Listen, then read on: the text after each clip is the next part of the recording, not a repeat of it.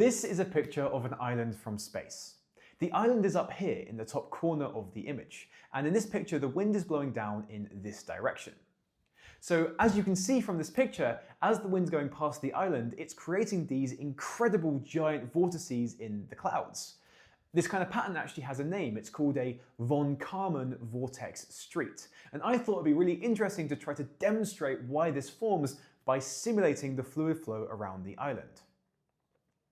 So in true mathematical fashion, let's approximate the island as a cylinder and start off with a really gentle, slow fluid flow. In this case, you can see the fluid behaves really quite predictably. It splits around the cylinder and then a short distance later recombines, just leaving a small wake where there's not much flow happening at all. This kind of predictable flow is called laminar flow, and it only happens under quite specific circumstances. For example, if air was a bit more like treacle, so a little bit thicker, this is probably how the fluid would behave around the island. It wouldn't form those gigantic vortices. Okay, so let's think about what would happen if we increase the fluid flow a little bit, if we increase the speed.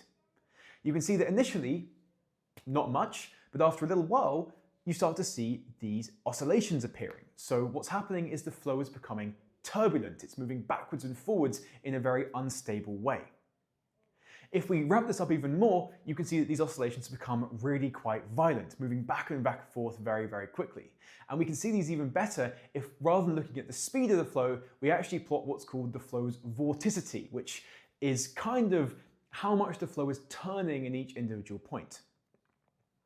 So by looking at this, you can maybe convince yourselves that it's this exact turbulent flow, these oscillations, which are creating these gigantic vortices in the clouds behind the island.